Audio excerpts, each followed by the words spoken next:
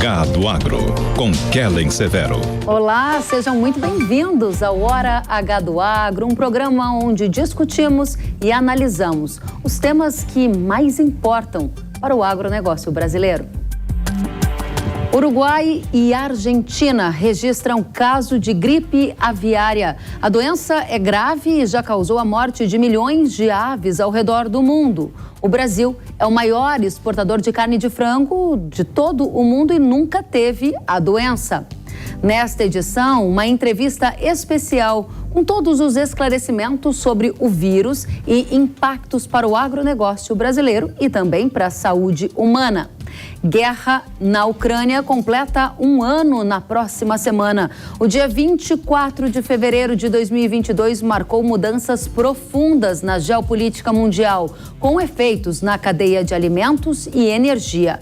Nós vamos saber se o conflito deve escalar ainda mais e quais os riscos e oportunidades para grãos e fertilizantes. E mais, agronegócio é destaque no Super Bowl. A Cooperativa Agrícola Americana deu um exemplo ao homenagear agricultores e pecuaristas lá no intervalo do grande show de entretenimento do futebol americano. A gente vai conferir tudo isso e muito mais nesta edição que já está no ar.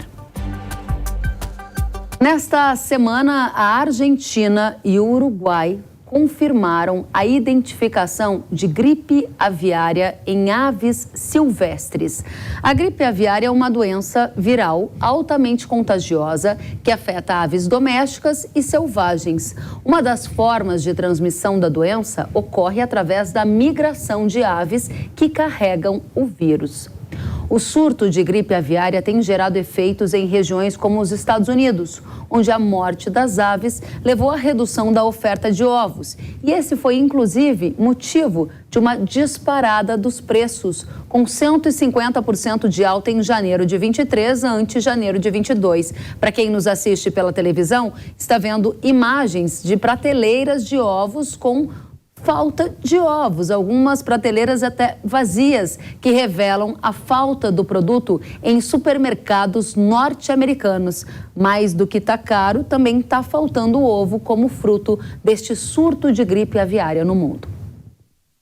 Aqui no Brasil, o agronegócio também segue atento, já que não só a Argentina e o Uruguai registraram a gripe aviária, mas outros países da América do Sul. Vocês conferem neste mapa qual a situação.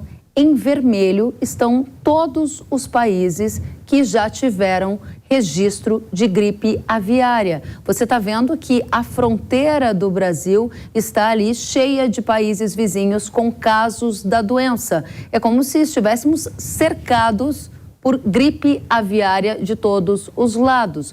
Ou seja, a gente teve casos em aves silvestres e aves comerciais, ou seja, aquelas que são comercializadas no mercado interno ou externo ou em aves silvestres. Então a gente tem essa imagem que é muito reveladora da situação na América do Sul. O ministro da Agricultura, Carlos Fávaro, em uma coletiva de imprensa nesta semana, disse que o Brasil aumentou a vigilância para tentar evitar a entrada da doença no Brasil. Vamos conferir. Agora, caso a 180 quilômetros da fronteira do Brasil no Uruguai, aí sim aumenta ainda mais o nosso status de vigilância, né? Então, o importante é que nós vamos estar tomando medidas de vigilância ativa, né, que é fortalecer a nossa fiscalização pelo Ministério da Agricultura e, diga-se de passagem, vem funcionando. Há coisa de 15 dias atrás, encontramos 2 aves com sintomas, que estavam doentes, na Lagoa dos Peixes, lá no Rio Grande do Sul, e rapidamente foram então capturadas, feitos exames e se comprovou que não tinha H5N1 nelas. Depois, Manaus, né? Sexta-feira passada também a vigilância ativa detectou em aves domésticas sintomas, pato e galinha, né? E detectou os sintomas, foi coletado, fizemos as análises, também não era H5N5. Caso apareça, não estamos livres de aparecer, mas dizer que quando detectado em aves silvestre não muda nosso status para exportação, que também é importante dizer que não é transmissível a doença através do consumo da carne de aves ou dos ovos, e que também a transmissão de humanos é raríssima para humanos, é raríssima, e isso não tem risco, segundo a OMS, de se propagar de forma endêmica. O secretário de Defesa Agropecuária do Ministério da Agricultura, Carlos Goulart, afirmou que o período de maior risco para a entrada da doença no Brasil é agora. Dá para dizer que é o risco mais alto e agudo desse período agora até abril, maio, porque o risco é relacionado à migração das aves. Então nós estamos passando pela fase aguda de risco de ocorrência até quando elas voltarem na migração natural, que ocorre todos os anos para o hemisfério norte. O Brasil é o maior exportador de carne de frango do mundo e nunca teve nenhum registro de gripe aviária. Em 2022, nosso país, exportou um volume recorde de carne de frango. O surto de gripe aviária no mundo favoreceu as vendas do Brasil. Agora a gente precisa esclarecer os efeitos dessa vizinhança toda com casos de gripe aviária e precisa entender se esse vírus chegar no Brasil, que efeitos a gente vai ver na avicultura, no setor de proteína animal e muito mais, além das necessidades que temos de entender como é que funciona esse contágio para humanos. A gente trouxe uma autoridade no tema para falar conosco aqui na nossa audiência da Jovem Pan, Ricardo Santin, que é presidente da Associação Brasileira de Proteína Animal. Muito bom tê-lo conosco na Jovem Pan News. Seja muito bem-vindo, Santin. Olá, Kellen. Um prazer estar com você e com toda a audiência da Jovem Pan, podendo esclarecer os brasileiros de como o Brasil está preparado para enfrentar essa doença se ela chegar aqui e que também não há nenhum risco, qualquer risco, para o consumidor que consome a carne de aves e os ovos do Brasil. Excelente, é justamente por esse aspecto que a gente vai começar, Santin. O Brasil está cercado por gripe aviária. O setor agro está apreensivo para o caso da doença ser detectada aqui. Como a indústria está se preparando para caso seja detectado um caso de gripe aviária aqui no Brasil? Bem, nós já vemos nos preparando há muito tempo, Kelly. As empresas já teve 2 ou 3 grandes episódios de influenza aviária, inclusive que chegou no Chile, e o Brasil conseguiu resistir. Por quê? Porque tem biosseguridade, tem cuidados nas plantas e tem cuidado com a produção. Agora, é importante lembrar para o nosso ouvinte, espectador, de que esses casos que aconteceram no Uruguai e na Argentina, que são os mais próximos, no Uruguai foi um cisne de pescoço negro e na Argentina um biguá. São aves selvagens, aves silvestres, que tem poucos inclusive aqui no Brasil. E elas estão longe da produção comercial. O Brasil está preparado porque tem biosseguridade e cuida da segurança dos seus alimentos. E é isso que nós estamos cuidando. É importante lembrar também, Kelly, se você me permite, que essa doença é uma doença das aves, não é das pessoas. Importantíssimo. Então, vamos lá. A doença das aves não é das pessoas. Você disse que o Brasil tem altos investimentos em biossegurança e isso nos manteve imune a essa doença durante muito tempo, até quando vizinhos relataram casos, né? A segunda pergunta que eu quero te fazer é qual é o plano de ação para minimizar efeitos no Brasil caso a gente tenha um caso de gripe aviária? Bem, o plano é o Plano Nacional de Vigilância de Saúde Avícola que temos hoje no Ministério da Agricultura. As empresas têm o seu plano, a BPA tem dentro do GPIA, que é um Grupo Especial de Prevenção à Influenza Aviária, tem um planejamento que está mapeando todos os riscos. Importante também para o nosso espectador saber de que essas doenças, quando estão nas aves selvagens, estão muito longe da produção comercial. O que pode ter de efeito, e é o que está tendo efeito, como você mostrou na reportagem, nos ovos lá na Inglaterra e nos Estados Unidos, é ter menor oferta de produto para o consumidor. Agora, o produto que vai para o consumidor, ele é seguro, ele é possivelmente, assim, continua com a mesma qualidade de sempre. Ele é possivelmente tão seguro como sempre foi. Não tem nenhuma dúvida quanto a isso. Interessante. Agora, Santin, vou voltar num ponto que é o seguinte, você falou sobre os nossos vizinhos terem detectado, né, esses casos em aves silvestres. A pergunta que eu faço é, a exportação, ela é afetada se registrar um caso em aviário comercial ou a exportação do Brasil, que é o maior exportador de carne de frango do mundo, pode ser afetada se aqui o nosso caso também forem aves silvestres? Bem, pela recomendação da Organização Mundial de Saúde Animal, a OMSA, antiga OIE, não para a exportação quando tem em aves silvestres ou aves de fundo de quintal. Tanto é verdade que os Estados Unidos, é o segundo maior exportador mundial, está com influenza aviária em 47 estados e continua a exportar para o mundo.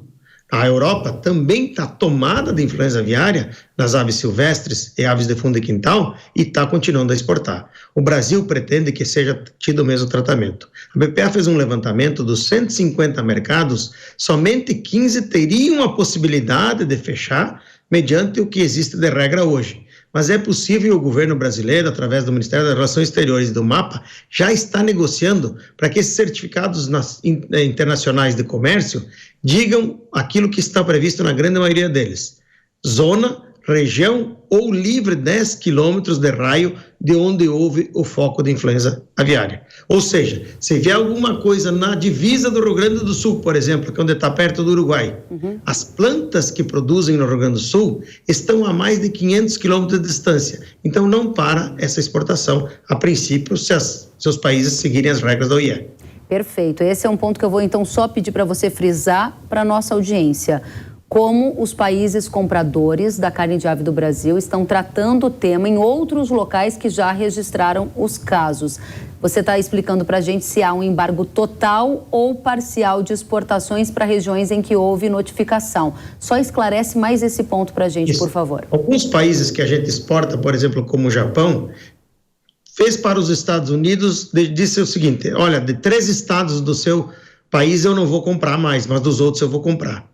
Para a Europa, ele disse, olha, eu não quero comprar da Espanha, da França e da Bélgica, mas dos outros países eu vou comprar. Isto depende, então, primeiro da transparência, da confiança que os países têm no Brasil, no país, e o Brasil tem essa confiança, porque ele é o maior exportador mundial, tem 35% do market share global.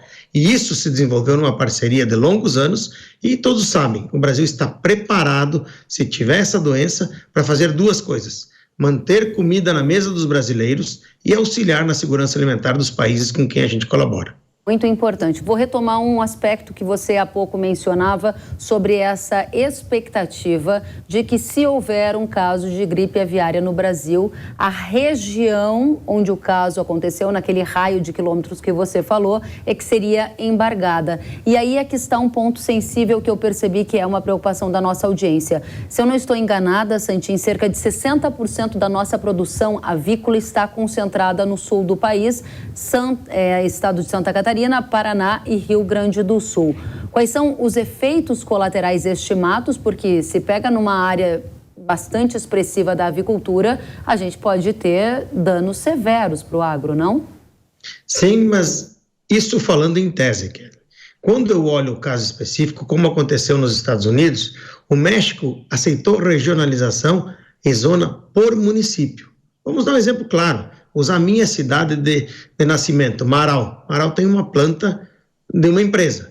Se lá no Chuí, onde é divisa com o Uruguai, aparecer uma ave silvestre, Marau está a 550 quilômetros de distância. Essa é a verdade. Nada vai obstaculizar. E o que a Europa diz para aquela planta de Marau que exporta para a Europa? Ela diz, eu quero que você não possa me exportar aves que estejam num raio de 10 quilômetros de onde foi o foco.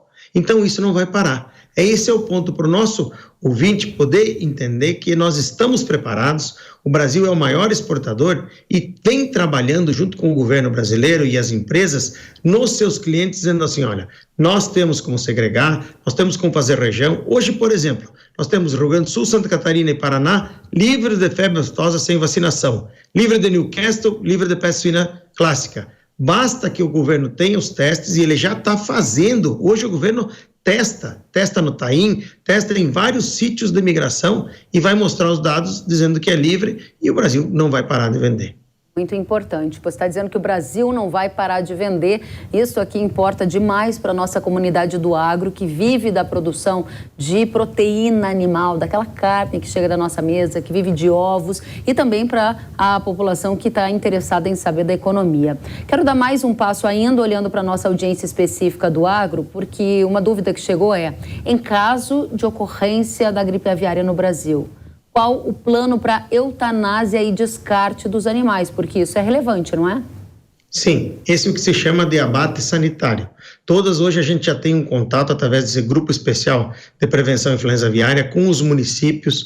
As empresas estão com contatos com as secretarias municipais do meio ambiente e de saúde, exatamente para que essa eutanásia, o chamado abate sanitário, seja feito dentro das regras também de bem-estar. Esses animais, infelizmente, estão doentes, precisam ser sacrificados, mas de uma maneira que traga menos sofrimento para eles. Dentro das regras mundiais, que já aconteceu nos Estados Unidos e na Europa, se faz um abate sanitário com utilização de lona, de inserção de gás carbônico, para que eles possam ter o mínimo sofrimento possível. E, acima de tudo, detectando quais os locais eu posso colocar, porque eles terão que ser enterrados para que o vírus possa morrer com eles. Esses são os pontos. Nós estamos já mapeando todos esses pontos de risco. O Brasil tem isso dentro do Programa Nacional de Saúde e Sanidade Avícola. E estamos trabalhando para que a gente esteja preparado se vier a acontecer. Espero, Kellen, que fique só se chegar no Brasil. Nós não temos, mas se chegar no Brasil, que cheguem aves silvestres. E sendo em aves silvestres, não há nenhuma consequência para o nosso consumidor do dia a dia.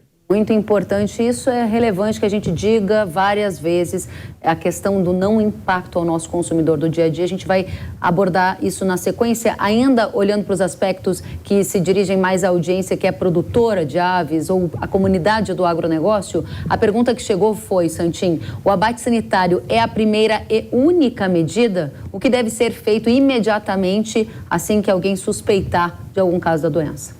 Bom, primeiro, para o nosso produtor que está aí no dia a dia, você tem que detectar se tem algum sinal diferente. A ave começa com um andar cambalhante, o pescoço meio caído, ou então aumento muito rápido de mortalidade no seu plantel. Primeira ação a fazer, primeiro, avisar o Ministério da Agricultura e a Secretaria da Agricultura, e se for integrado, a sua integradora. Fazer o aviso imediato. Quanto mais demorar, mais risco tem de aumentar essa doença. Então, tem que fazer imediatamente. Essa é a medida que tem que fazer. Avisar o Serviço Veterinário Oficial, que vai junto auxiliar o produtor a fazer o abate dentro das regras, manter o vazio sanitário, para que, segundo as regras da Organização Mundial de Saúde Animal, em 28 dias ele possa voltar a produzir no mesmo local. Desde que ele faça o abate sanitário, use a desinfecção preconizada pelas regras da OIE, antiga OIE, e assim, esperando 2 ciclos de incubação, ele possa voltar a alojar novamente. É isso que é importante. Se você agir rápido, vai ter resposta rápida e logo vai voltar a produzir também. A sua atividade econômica não vai ter muito prejuízo. Se as pessoas demorarem a fazer isso, pior fica para as pessoas. Então, o negócio é ter transparência. Excelente ponto para a próxima pergunta. De novo, aqui a gente está falando em hipóteses, para quem nos ouve. Em caso de ocorrência no Brasil, porque o Brasil não tem gripe aviária hoje, como fica a vida do produtor integrado? Ele vai ser indenizado? Porque se ele não for indenizado, a gente pode correr o risco de haver uma subnotificação de casos, não é, Santim? Sim, o que a gente tem é que o governo brasileiro já está prevendo dentro do programa do plano de contingência. O ministro Fávaro determinou, junto com o secretário Goulart e o Eduardo, que é o diretor do Departamento de Saúde Animal, um plano de contingência em caso de acontecer isso no Brasil. E lá está prevista indenização, parte do governo federal, parte do governo estadual, para que as pessoas recebam indenização de notificações que sejam efetivamente verificadas através de PCR. Agora, tem que fazer o quê? Hoje é o seguinte, sem visita, não tem ninguém que visitar a sua granja, usar todos os meios de biossegurança, trocar a roupa, usar uma roupa exclusiva para entrar dentro do aviário, uma bota exclusiva que você só usa quando vai para o aviário e antes de sair dele você tira ela e troca de calçado, revisar o telamento, revisar as telas de contenção, revisar os arcos de contenção ou desinfecção de automóveis. Essas medidas levaram o Brasil a estar protegido até hoje. Vamos continuar e reforçar elas. Mas se tiver, claro, vai ter indenização. A integradora, inclusive, também já está colocada nesse contexto para que a indenização seja e que a gente haja rápido. Mais do que tudo, transparência. Se acontecer, tem que falar, porque demorar só traz mais prejuízo, e a gente, então, fazendo transparente, o Brasil tem uma responsabilidade, Kelly. Responsabilidade, nossos avicultores têm uma responsabilidade com o brasileiro primeiro, porque 70% do que nós produzimos vai para a mesa do nosso consumidor, para a minha família, para a tua família, para todos nós, e 30% vai para 150 países no mundo que precisam da nossa ajuda. Por isso é o apelo, reforcem a biosseguridade, que isso é o que nos trouxe até aqui e vai continuar a garantir segurança no nosso alimento. Pergunta da audiência, Santinho, o problema da gripe aviária pode impactar outras cadeias, como a de suínos ou bovinos, por exemplo?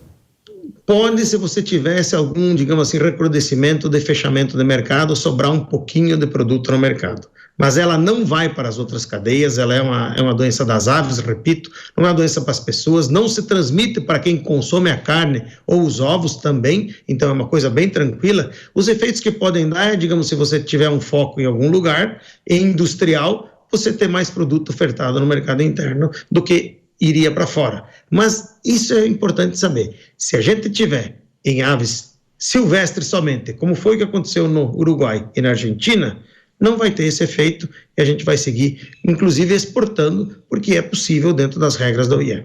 Excelente. Agora, existe uma vacina disponível para a gripe aviária? A gente está próximo de ter um imunizante? Como é que faz?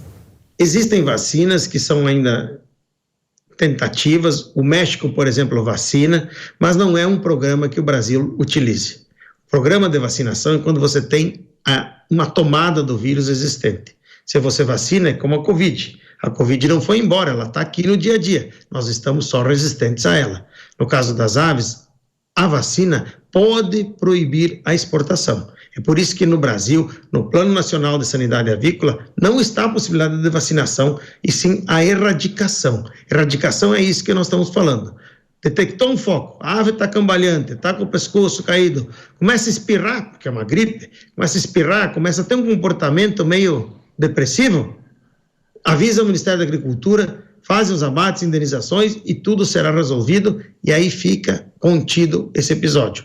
Lembrando que o vírus chega pelo ar, Kellen, chega voando ou pelo sapato ou pneu das pessoas. Se a gente cuidar isso e essas aves forem embora, nós vamos passar mais um ano sem essa doença. Que bom. Agora, essa questão, então, praticamente não existe vacina, acaba sendo a necessidade de abater essa ave, né, em função dessa condição, certo? Desculpa, Santinho, pode falar.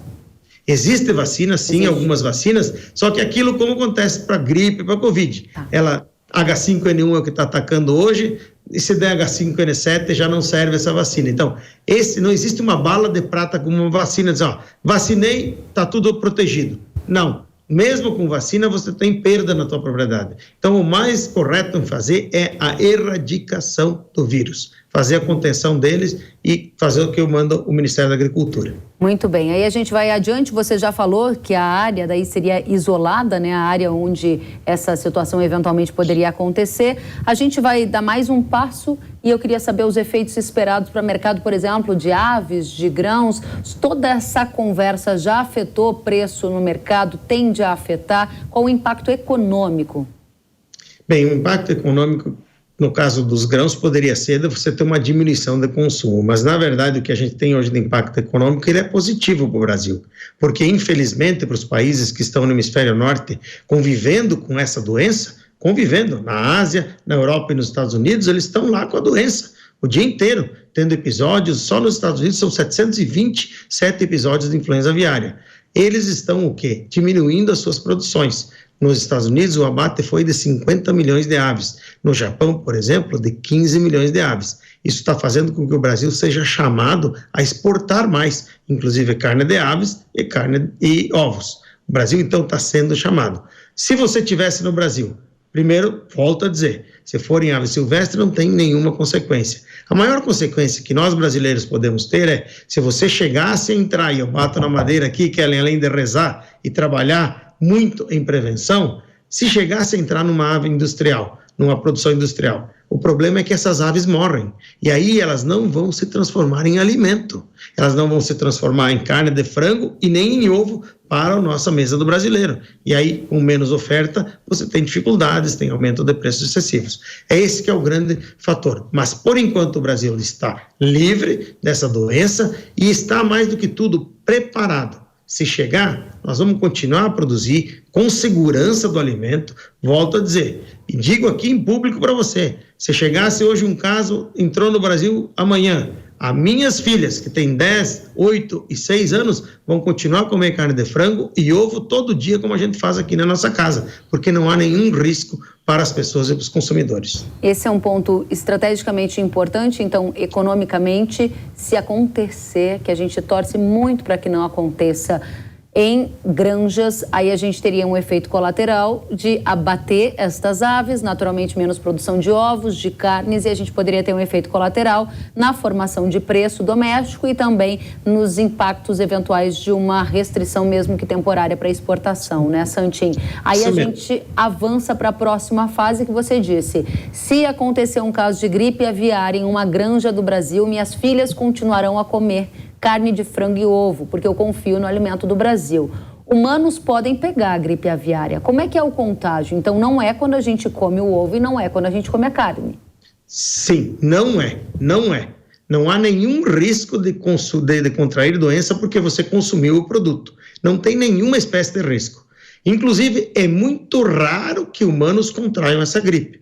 Essa variante H5N1, de fato, foi em mamíferos, mas os humanos teriam que viver dentro dos aviários, estar em contato e com exposição bastante elevada a esses animais que estejam doentes. Por isso a recomendação, inclusive, é, se você é produtor e começa a ver um aumento de mortalidade e as aves com sinais nervosos, com andar cambalhante, com diarreia, com pescoço caído, nem entre em contato com elas também. Você chama o serviço veterinário oficial que vai verificar quais os procedimentos. Mas é muito difícil do humano pegar essa doença. São casos esporádicos que aconteceram especialmente na Ásia, porque as pessoas viviam na mesma casa com os bichos doentes, o que não é o caso do Brasil. Os nossos aviários têm uma biosseguridade imensa e as pessoas, quando entram lá, estão protegidas de qualquer doença. Muito bem. Santin, neste momento, a gente viu a reportagem da revista Economist fazendo uma pergunta. Se vem aí uma pandemia da gripe aviária e se ela poderia eventualmente escalar para o que a gente viu da pandemia da Covid. Você tem ouvido conversas nessa direção? Qual a sua opinião? Minha opinião é que não, porque é diferente do que aconteceu com o Covid. Esse é um vírus de que ele já existe no mundo. Ele veio de lá da Sibéria em 1960, foi descoberto, passou da Sibéria para o Alasca, através das chamadas rotas migratórias, foi se distribuindo no mundo, mas de uma maneira muito, digamos assim, amena. Não é uma coisa que vai. Os casos que foram para humanos são casos muito pequenos, são casos pontuais. Então, eu acho que não há esse risco de se transformar numa nova pandemia global, mas há um risco de ser uma endemia dos animais. Esse é o problema. Em muitos lugares ele é endêmico, não consegue mais controlar. E aí o risco que nós humanos sofremos é de ter menos comida disponível.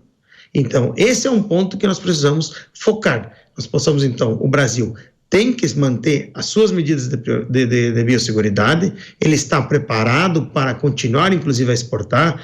Lógico, se isso acontecer, vai ter algum país que vai exagerar e vai aproveitar fazer um protecionismo. Mas, na regra, como está hoje, o Brasil, inclusive, não para nem de exportar e terá, sim, algumas pequenas turbulências de mercado, mas as empresas estão preparadas para isso. Elas conseguem, sim, administrar este risco e nós estamos elevando o nível de prevenção, para que todos mantenhamos a segurança dos alimentos e, acima de tudo, comida e nutrientes na mesa dos brasileiros. Para a gente fechar, Santin, você trabalha sendo muito franco aqui, você trabalha com a perspectiva de, não é se a gripe aviária entrará no Brasil, mas é quando? Eu não trabalho com essa perspectiva, na verdade. É claro que quando você começa a ficar tão próximo, você vê assim, e o risco não é nem Uruguai e nem Argentina.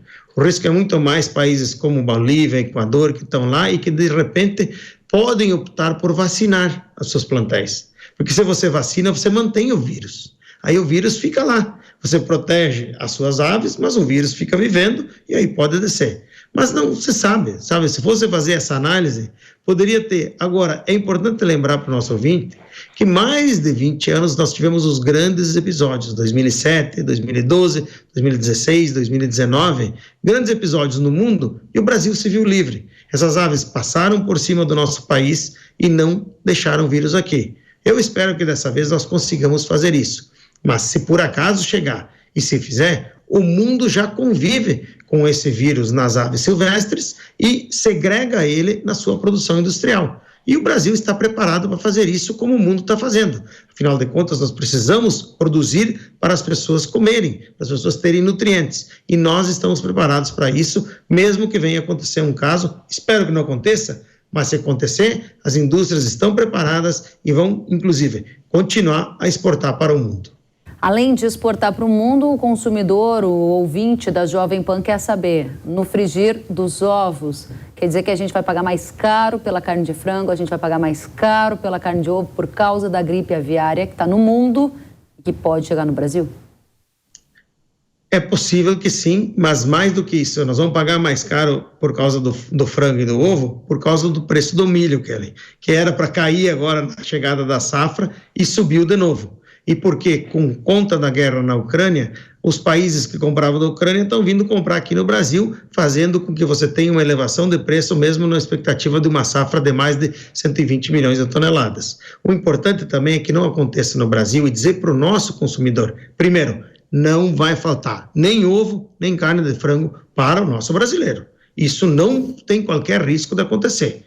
Mesmo que venha influenza aviária, não há qualquer risco nisso, porque se vier, vai ser um foco e ele vai ser debelado, ou então vai ter uma região e não vai afetar a produção nacional inteira. Nós somos o segundo maior produtor do mundo e o maior exportador de aves do mundo. Mas um exemplo é que você deu aí dos ovos, que subiram de preço nos Estados Unidos, mas na Inglaterra, eu dei uma palestra agora em dezembro lá em Londres. Lá, você, conforme fosse o supermercado, você só podia comprar 2 dúzias, mesmo pagando 7 libras por dúzia. Estava 3, subiu para 7 e mesmo assim só podia pegar 2. Ou seja, pior do que pagar caro é não ter o produto para comer. Nós já experimentamos isso no começo da pandemia, faltou ovo na prateleira dos supermercados porque todo mundo correu comprar e não estava a expectativa. Posso dizer que a indústria está preparada para isso, não vai deixar faltar comida na mesa dos brasileiros. Ricardo Santin, presidente da Associação Brasileira de Proteína Animal, muito obrigada pelos importantes esclarecimentos para a nossa audiência que é do agronegócio e que precisava ouvir de você todos esses detalhes, e para a nossa audiência que é um consumidor de aves e de carne de frango que precisava ter a garantia da segurança do alimento que chega na mesa e também a garantia de que ao consumir esses produtos não estará em risco de contrair a gripe aviária, porque não é essa a forma de contágio. Volte sempre, um prazer recebê-lo. Obrigado, Kellen, querida amiga. Agradecer à Jovem Pan o espaço de poder falar com o Brasil inteiro e dizer a verdade. Nós estamos confiantes de que vamos conseguir vencer esse desafio. Não vamos deixar faltar comida na mesa dos brasileiros e, acima de tudo, manter a qualidade, segurança e sabor que todo mundo teve. Um grande abraço, um feliz fim de semana para todos nós e que possa, acima de tudo, Deus proteger todas as famílias e juntos vencermos nós esse desafio. Amém. Obrigada, Santin. Volte sempre. E nós vamos para um rápido intervalo e na volta você vai ver que a Rússia intensificou os ataques contra a Ucrânia uma semana antes de a guerra completar 1 ano. Nós vamos entender o que deve acontecer a partir de agora na geopolítica com impactos para o agronegócio. E ainda, o agro no espetáculo do Super Bowl nos Estados Unidos. A gente volta com tudo isso e mais já já. Eu espero você.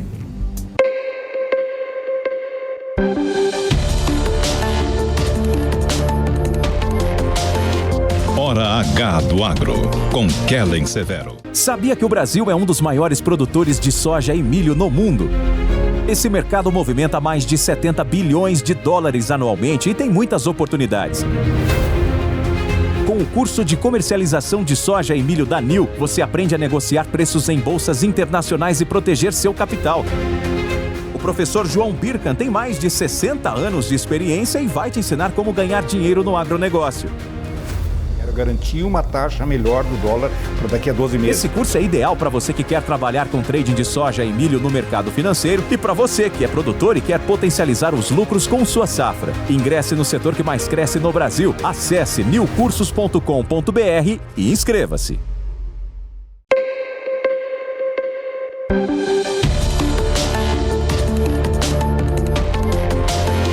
Hora H do Agro, com Kellen Severo. Estamos de volta com Hora H do Agro aqui na Jovem Pan News. A Rússia intensificou os ataques contra a Ucrânia nesta semana. Os russos lançaram mísseis que atingiram a maior refinaria de petróleo do país. Segundo a agência de notícias Reuters, o país aumentou os ataques terrestres no sul e no leste da Ucrânia nas últimas semanas. Uma grande ofensiva russa pode acontecer em breve, conforme o aniversário de um ano da guerra se aproximar. O conflito teve início em 24 de fevereiro do ano passado, quando o presidente russo Vladimir Putin ordenou que milhares de soldados entrassem na Ucrânia em o que ele chamou de uma operação militar especial. Em quase um ano, o mundo sofreu grandes efeitos, com a segurança alimentar e energia em xeque. Teve também a pressão inflacionária e até a possibilidade de um conflito nuclear. Para o agronegócio brasileiro, o principal impacto aconteceu nos mercados de fertilizantes e grãos. Nos grãos, num primeiro momento, a gente observou as restrições às exportações de milho, de trigo e outros produtos ali pelo Mar Negro. Um acordo organizado pela ONU, que atualmente segue em vigência, foi assinado 2 vezes entre os países para permitir a exportação de grãos e fertilizantes. A Rússia é a maior exportadora mundial de trigo e a Ucrânia ocupa o 2º lugar na exportação de óleo de girassol e 4º lugar em embarques de milho. Já nos fertilizantes, além do receio de abastecimento, pois o Brasil importa grande volume da Rússia, vemos o efeito da alta de preços gerada pela valorização do gás natural na Europa. Isso tudo para fazer apenas um resumo, porque esse ano foi cheio de altos e baixos na questão dos impactos da guerra para o agro. Para tratar de tudo isso e entender o que vem por aí, a gente vai receber um time de peso. Pedro Costa Júnior, professor de Relações Internacionais, seja muito bem-vindo ao Hora H do Agro. Obrigado, Kellen. Satisfação. Da mesma forma, Carlos Cogo, sócio-diretor da Cogo Inteligência em Agronegócio, seja muito bem-vindo. Muito obrigado e saudações a todos os participantes também. Obrigada, Cogo. Jefferson Souza, analista de fertilizantes da Greenvest Commodities, seja muito bem-vindo. Prazer em falar contigo novamente com os demais colegas. Muito obrigada. Vamos começar com você, Pedro, que é um estudioso da geopolítica. Esse um ano de guerra pode marcar um novo momento para a guerra na Ucrânia? Vai escalar? A gente vai para um novo patamar? Veja bem, Kellen, satisfação também ao Jefferson e ao Carlos.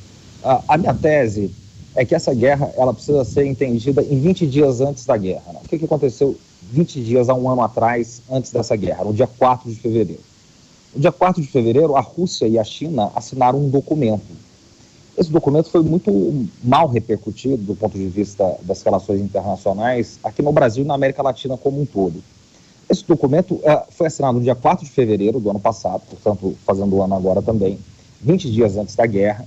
Ele foi assinado por Putin e Xi Jinping. Foi o primeiro dia das Olimpíadas de Inverno em Pequim. O Putin vai a Xi Jinping, é a primeira viagem dele pós-pandemia. Há uma foto emblemática, né, as bandeiras russas, as bandeiras chinesas, um aperto de mãos ali. E esse documento é conhecido como uma parceria sem limites, ou uma aliança sem limites, como foi traduzido aqui no Brasil, entre Rússia e China. E ali eles declaram uma parceria estratégica, geoeconômica e geopolítica que não tem precedentes nas relações internacionais, na história das relações internacionais recentes. 20 dias depois começa a guerra.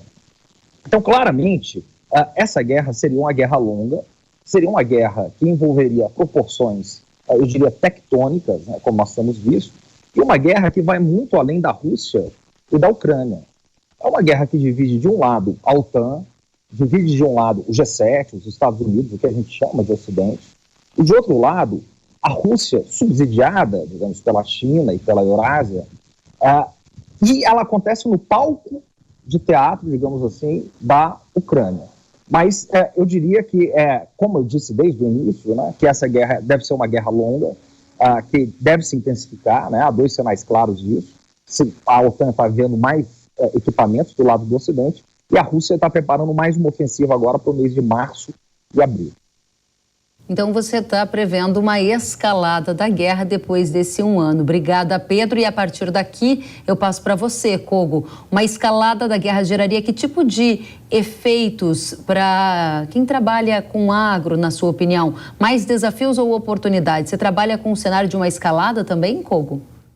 Ainda que ela não ocorresse, né, os efeitos para o agronegócio brasileiro eles já aconteceriam de qualquer forma, porque a gente tem que destacar, né, que de qualquer forma as instalações de estocagem, terminais portuários, situação de escoamento interno, de armazenagem interna, ferrovias, etc., está totalmente comprometida, e isso já compromete o desempenho da safra 22-23, agora colhida em 23, da Ucrânia.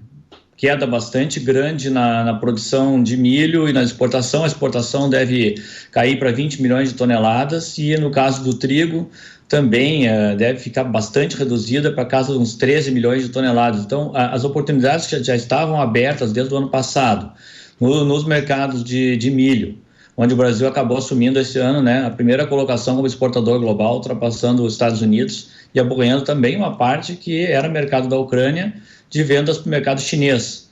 E ainda, no caso do mercado de trigo, o Brasil também acabou sendo beneficiado, ampliando a área e ampliando até mesmo as exportações, né, que chegaram a mais de 3,1 milhões de toneladas. E lembrando também que um terceiro produto diretamente beneficiado foi o frango brasileiro. Pauta agora toda essa polêmica da gripe aviária, né? Mas o frango brasileiro também ganhou mercado, bateu o recorde de exportação, já que a Ucrânia também era um supridor do bloco europeu. Então você acredita que os efeitos que teriam que acontecer já aconteceram? Não, ainda que não houvesse a escalada da guerra, esses efeitos vão perdurar e vão se ampliar em 2023. Vão perdurar e se ampliar em 2023 pelo simples fato, me perdoem aqui pela expressão, sim, da continuidade da guerra. Claro, e pela questão de tempo longo ainda a ser recuperado a infraestrutura, né, ucraniana, que não vai acontecer 1 ou 2, 3 meses depois que ainda encerrada a guerra, coisa que está fora do horizonte nesse momento, está fora do radar. Então, ainda que ela acabasse essa guerra, supondo em junho ou julho, levaria talvez mais de 1 ano para reparar a infraestrutura ucraniana. Então, esses efeitos podem perdurar por todo o ano de 23 e ainda pode estender para 2024, ou a perder de vista. Muito bem, obrigada, Carlos Kogo. Jefferson, chegamos na sua área de fertilizantes. O que vai acontecer com o mercado de fertilizantes, com a continuidade da guerra ou ainda com uma escalada a partir agora desse novo momento que a gente vai completar 1 ano de conflito entre Rússia e Ucrânia? O cenário hoje é muito diferente do que nós tínhamos lá quando nós conversávamos no mês de janeiro, mês de fevereiro. Hoje o mercado, de uma certa forma, ele se acostumou a negociar com os russos o fertilizante. Ano passado nós importamos mais ou menos 38 milhões de toneladas, dos quais 20% vieram da Rússia. Ou seja, nós praticamente não mudamos essa comercialização com a Rússia do fertilizante.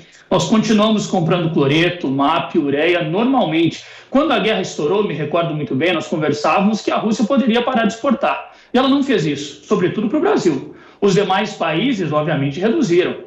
Ela reduziu a participação em outros lugares, etc. Agora, para nós aqui no Brasil, nós continuamos negociando normalmente com a Rússia. Eu, particularmente, acho que o pior ele ficou para trás. É claro que se a guerra ela tomar uma proporção muito maior do que nós estamos observando, aí é uma outra história. Mas nessa conjuntura, eu acho que o mercado de fertilizantes ele se acostumou a negociar com esses países considerados sancionados. E eu não estou falando só da Rússia, mas da Bielorrússia, do Irã e etc. Então, a falta de fertilizantes no Brasil, ano passado, ela não ocorreu e o cenário foi totalmente o oposto do que o mercado imaginava. Nós terminamos o ano de 2022 com o maior estoque de passagem da história de fertilizantes aqui no Brasil. Nós não temos o número oficial, mas é algo na casa de 9, 10 milhões de toneladas. Ou seja, aquele grande problema que nós tínhamos em fevereiro, ele ficou para trás. Agora é um novo ano, nós começamos mais otimistas em relação à Rússia, em relação à exportação, do que no ano passado. Muito bem, risco de faltar fertilizante, você está dizendo que não tem, e risco de voltar a ver aqueles preços historicamente altos que a gente viu em 2022 também está descartado, porque o preço do fertilizante caiu bastante. Dúvida, eu particularmente hoje sou cético para um preço muito elevado, Kellen. Não acredito que isso vai acontecer nesses próximos meses. Eu acho que nós estamos tendendo ainda para uma correção mais de baixa do que uma correção de alta. É claro, a Rússia é importante, ela é muito importante, todos nós sabemos, mas o Brasil nunca parou de negociar, essa é a realidade. Nós nunca paramos de negociar com os russos e nós continuamos em 2023. É claro que se a guerra realmente tomar uma proporção muito grande e o mundo inteiro ficar acompanhando e se perguntando o que vai acontecer, pode ser uma outra história, mas eu não vejo isso agora. Para o fertilizante não encaro como um problema. Nunca paramos de negociar com os russos, disse o Jefferson. Ele me deu a deixa perfeita para eu passar a pergunta a você, Pedro. Que recentemente o ministro das Relações Exteriores do governo Lula, Mauro Vieira, ele concedeu uma entrevista à revista Veja, em que ele disse que o presidente Lula já afirmou inúmeras vezes que condena a invasão russa à Ucrânia. Segundo ele, o Brasil, segundo o ministro, o Brasil agora saiu de cima do muro. Há uma mudança de postura do governo brasileiro? Quais efeitos isso pode gerar? Por exemplo, uma crítica à Rússia poderia gerar algum tipo de efeito aqui para o Brasil? Olha, Kelly, só para deixar claro, né, a guerra ela tende a se intensificar, mas no palco da Ucrânia, né, sempre nesse sentido. Com relação ao governo brasileiro, houve essa entrevista do ministro, do chanceler, né, o ministro das Relações Exteriores, o Mauro Vieira, mas a postura do atual presidente Lula, né, ela é a mesma, independente do que o Mauro Vieira disse, né? E do assessor especial de Relações Internacionais também, o ex-ministro e ex-chanceler, o Celso Amorim. Ele, presidente Lula, falam mais ou menos na mesma linha, e desde, digamos que Lula era candidato, numa clássica revista dele para a revista Time, e depois, quando ele recebeu o Olha dos Shows aqui, né, e foi pressionado a mandar munições brasileiras para poder, digamos, entrar na guerra, e depois quando ele foi para a Casa Branca agora, foi recebido pelo Joe Biden, também foi pressionado pelos norte-americanos para entrar na guerra, a postura do presidente Lula é a mesma, né? Quer dizer, o Brasil ele tem uma neutralidade estratégica. O Brasil ele não quer saber de guerra, ele quer saber de paz. O Brasil não vai entrar em nenhuma guerra, né? Ademais, o Lula tem boas relações com Putin, né? Assim como o ex-presidente Bolsonaro, o presidente Lula também tem boas relações com o presidente Putin. Ao mesmo tempo que o Lula, portanto, o presidente Lula, ele condena a invasão ucraniana, que é a postura oficial do Itamaraty, que é respeitar a soberania dos outros países e a autodeterminação dos povos. Ele também faz críticas duras ao Zelensky, que é uma postura, digamos, diferente do que o Ocidente faz, que é um acolhimento muito forte, né, à figura do Zelensky. Então, o presidente Lula tem essa característica, né? Eu diria que um ponto importante também é que o Brasil tem uma relação com a Rússia dentro dos BRICS. Hoje nós temos a presidência do Banco dos BRICS, que vai até 2025. E em 2025 nós vamos liderar o bloco dos BRICS. E, portanto, também nós temos relações com a Rússia também dentro do bloco. Muito bem, então não há um risco da gente sofrer algum tipo de represália por uma mudança na diplomacia, nessa relação. Mantemos a nossa neutralidade e você não enxerga que isso teria algum efeito colateral. Eu entendi bem, era isto, Pedro? Sem dúvida nenhuma, Keren, exatamente. Você traduziu muito bem o que eu tentei explicar aqui em alguns minutos. Muito obrigada a você pelos esclarecimentos. E aí, Kogo, a gente chega num outro lugar na conversa com você, porque desde que a guerra começou, houve uma grande preocupação sobre essa semipresença da Ucrânia, que é um grande produtor de grãos no mercado global. Aí veio um acordo de grãos que foi renovado e que agora tem a expectativa de expirar em março, ou seja, deixar de valer esse acordo que dá condições para a Ucrânia seguir exportando um pouco dos seus produtos que ainda produz. Nós vamos ver uma renovação desse acordo do Mar Negro. Quais os efeitos para preços no Brasil, na sua avaliação? É possível que haja renovação, até pelo fato de que já não é a primeira, vai ser mais do que a segunda e segue em frente. A Rússia não está querendo arrumar mais encrenca no sentido de também sofrer mais sanções, né? Já que a União Europeia está voltando a ampliar sanções sobre a Rússia, tentando apertar um pouco mais o governo russo.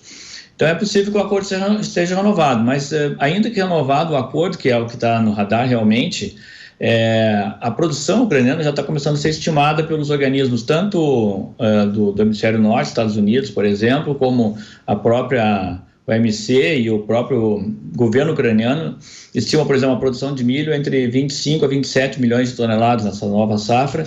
O ano passado foi 42 milhões de toneladas, uma queda muito grande.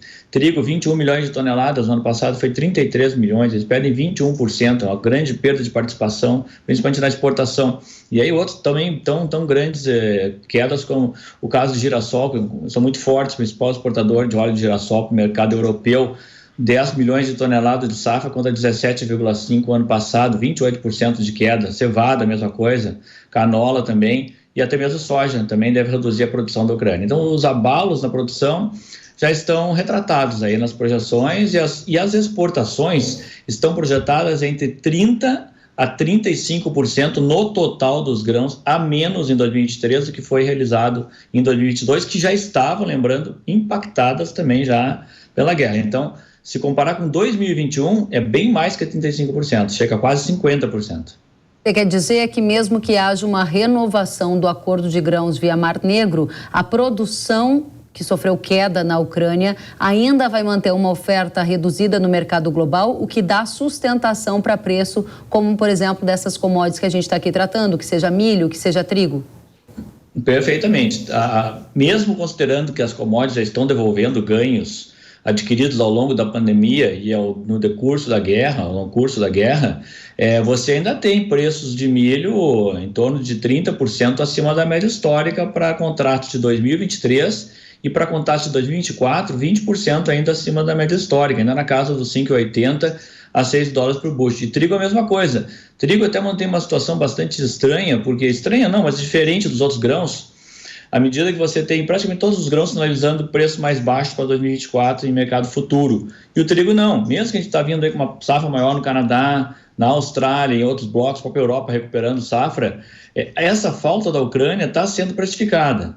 Até porque os contratos de trigo para 2024 estão na mesma linha dos contratos de 2023. Fora todo o otimismo que o mercado tem com a recuperação da oferta, ou seja, o mercado está lendo ainda dificuldades no suprimento global de trigo.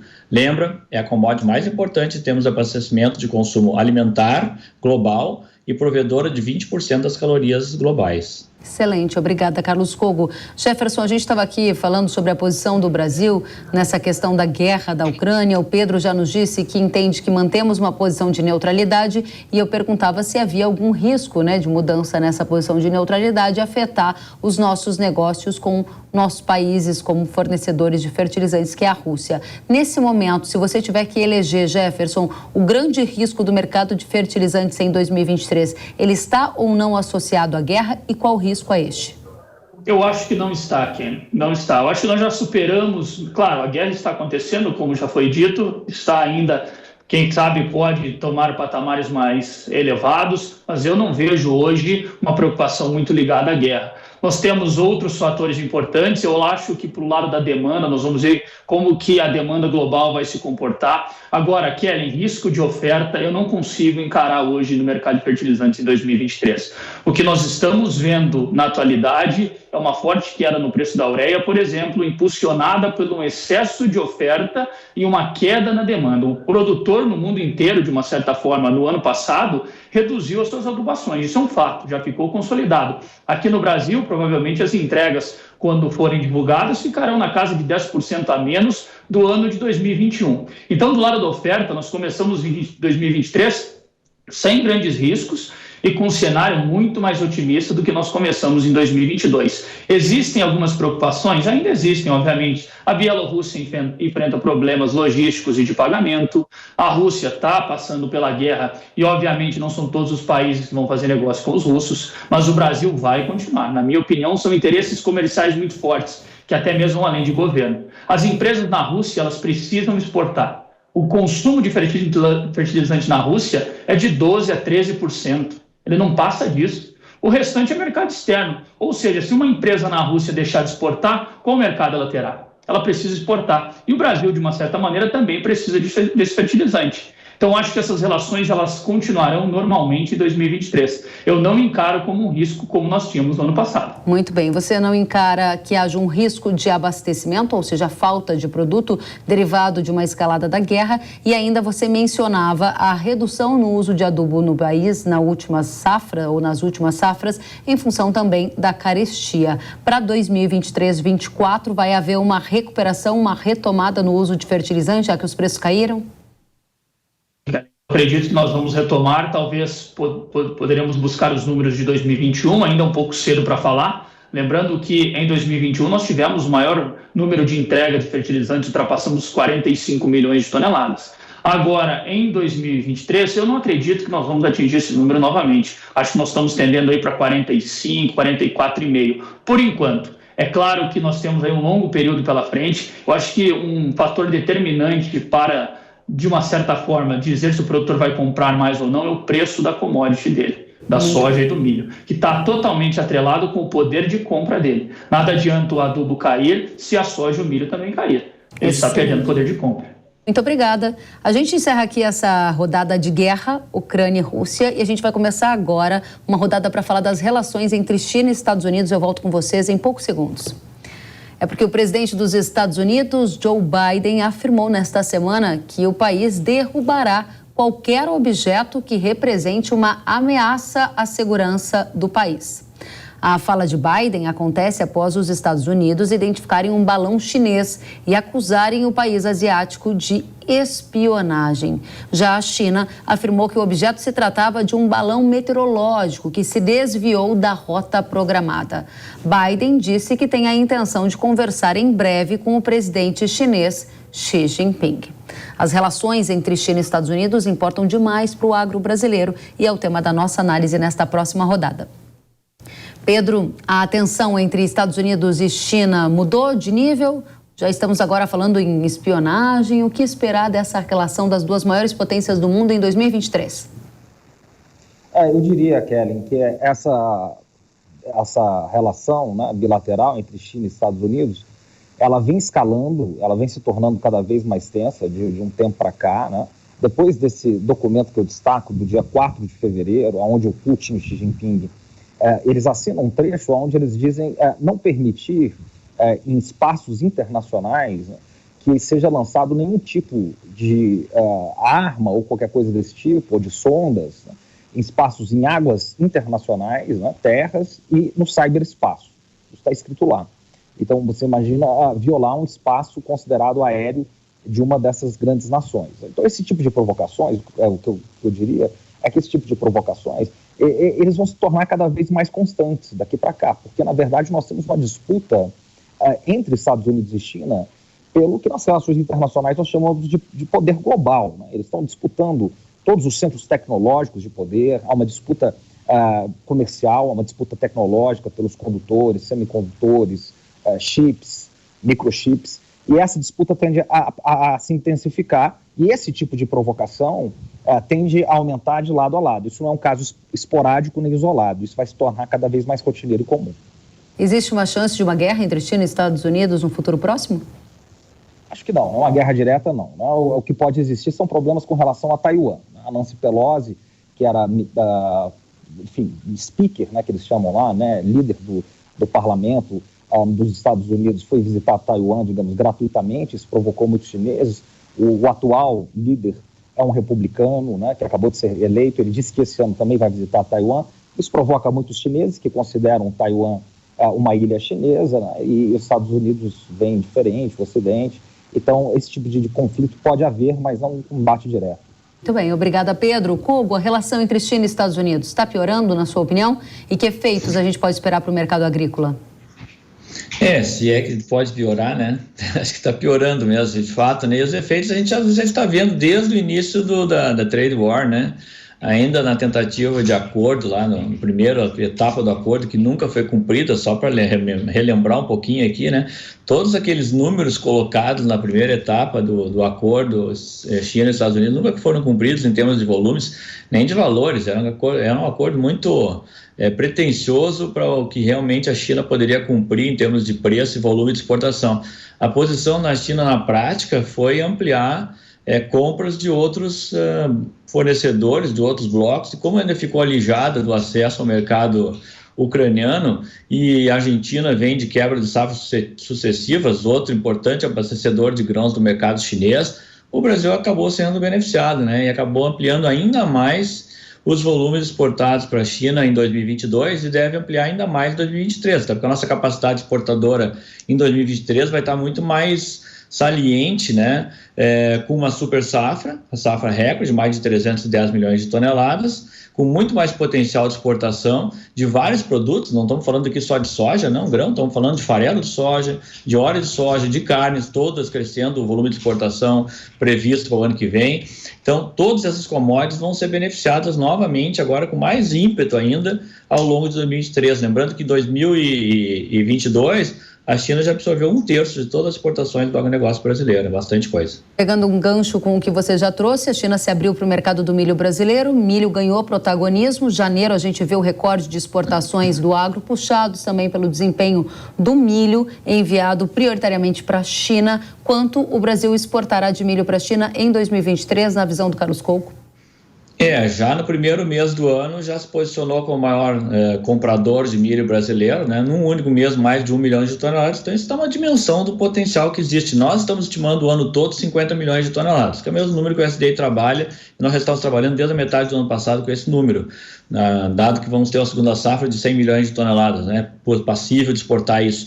Agora, se esse ritmo continuar, nós vamos romper os 12 milhões de toneladas só para a China e já temos aí mais ou menos consolidados um mercado de Oriente Médio, África, Europa de 42 milhões de toneladas. Então essa conta pode ir lá em cima e aí sim pode causar mais pressão no mercado interno, né? Embora de R$100 a saca, Cougo? Aí que tá. Eu estava ouvindo a entrevista anterior aí, né? Eu vou ser obrigado a discordar, né? Eu não concordo que exportação eleve preço. O que a exportação faz é que ela elimina aquela possibilidade do preço despencar com safras elevadas, porque você tem mercados internos fortes e externos da mesma forma. Então, essa questão de prever preço maior porque está exportando, não, eu discordo. Se você olhar, tem muitos modelos que nós mesmos construímos aqui que mostram que a correlação é exata. Quem ficar caro em exportação não exporta, o mercado se equilibra por forças normais dele. O que acontece é que o preço não cai mais, aquele preço baixo de milho em super safra, isso não vai acontecer mais. Isso eu concordo e é fato. Agora, elevar o preço, não, porque os concorrentes, preço FOB e portos, são commodities, dado o preço no mercado internacional, matérias-primas padronizadas. Então, preços firmes. Nesse momento, o horizonte realmente é para um preço na casa de R$80, R$90, média de 85, podendo ir a sair tranquilamente na entre-safra. Muito obrigada, Carlos Cougo, pela resposta objetiva e direta. Jefferson, tem 1 minutinho e meio para você. Conta pra gente. A China e o Brasil pretendem agora estreitar relações, né? De acordo com o presidente Lula, que estará em março na China. Essa aproximação, na sua avaliação, vai favorecer o mercado de fertilizantes? A relação política não tende a favorecer muito o comércio de fertilizantes. Nós temos que pensar que são empresas privadas que possuem interesses em fomentar negócios. A China, querendo ou não, é uma grande fornecedora de fosfatados e nitrogenados para países do mundo inteiro. Nós, no Brasil, ano passado, importamos uma grande quantidade de sulfato de amônio da China, quase chegamos a 5 milhões de toneladas, um recorde no ano passado. Para esse ano, a China tende a aumentar a produção e o Brasil pode se beneficiar disso. Então, eu acredito que mais do que governo são relações comerciais e essas relações, querendo ou não, são feitas por empresas privadas. E, óbvio, a China também tem interesse no Brasil, que é um mercado que tem muito potencial de crescer nos próximos anos e, quem sabe, aí no curto espaço de tempo, nós vamos ser o terceiro maior consumidor de adubo do mundo. Então, é claro que tem interesse aqui também. Muito bom estar com vocês três, trazendo essa informação densa, de qualidade para a nossa audiência, que é muito qualificada e merece profissionais que possam iluminar o horizonte que vem por aí. Pedro Costa Júnior, cientista político, agradecemos a sua presença. Carlos Cougo, sócio-diretor da Cougo Inteligência em Agronegócio, da mesma forma, agradecemos a sua presença. E a você, Jefferson Souza, analista de fertilizantes da Greenvest Commodities. Voltem sempre, vocês são muito bem-vindos. Até a próxima. E uma Uma cooperativa agrícola dos Estados Unidos homenageou o agronegócio, o produtor, a produtora, o pecuarista, a pecuarista, durante sabe o quê? O intervalo comercial do Super Bowl, que aconteceu no último fim de semana. O evento, que marca a final do Campeonato de Futebol Americano, é considerado um fenômeno de audiência e neste ano foi visto por mais de 110 milhões de pessoas. Aproveitando essa oportunidade, a cooperativa agrícola usou o espaço para valorizar os agricultores norte-americanos. Um belo exemplo de comunicação do agronegócio. Vamos conferir? Veja só. Busy putting food on the table. Your table. Founded over 100 years ago, Land O'Lakes is a co-op and has always been owned by farmers. And when you enjoy Land O'Lakes products during the big game, you're supporting hard-working farmer owners and their communities across the country. From their farms to your table, eat it like you own it. Ainda assim, com toda essa energia positiva agora, a gente encerra o Hora H do Agro, que fica por aqui. Agradeço pela audiência. Nos vemos na próxima semana. Até lá. Tchau, tchau.